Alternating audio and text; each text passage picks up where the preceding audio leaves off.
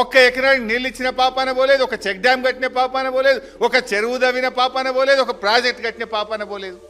మీరు నీళ్ళ గురించి మాట్లాడతారా?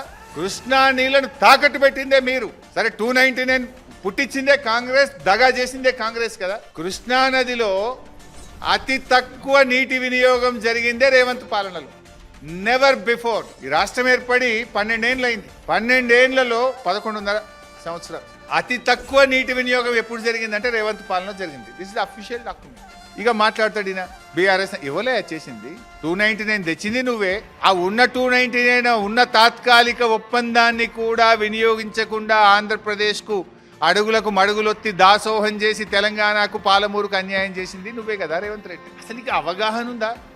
ఓసారి మాట్లాడు. అసలు బేసిన్లే తెలియదు. నల్లమల బిడ్డ అంటాడు, బేసిన్లు కూడా తెలియదు నాకు. దేవాదలే బేసిన్లు ఉంది అంటాడు.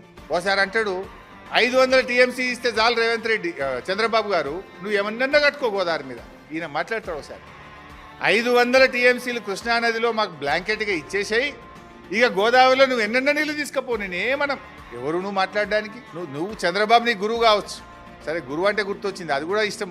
ఒకసారి ఎప్పుడు అన్నాడు మళ్ళొక్కసారి చంద్రబాబు గురువు అంటే ముడ్డుమికెళ్దంతా అంటాడు. మొన్న ఎప్పుడో వెంకయ్య నాయుడు కనబడ్డప్పుడు చంద్రబాబే నా గురువు అంటాడు. అంటే నువ్వు నీ నోరుకు మొక్కాలరా నాయన. దేవత అంటావు, బలిదేవత అంటావు, గురువు అంటావు, ముడ్డుమికెళ్దంతా అంటావు. ఇక నేను మాట్లాడితే నోరు ఇంకేమన్నాడు అనేది.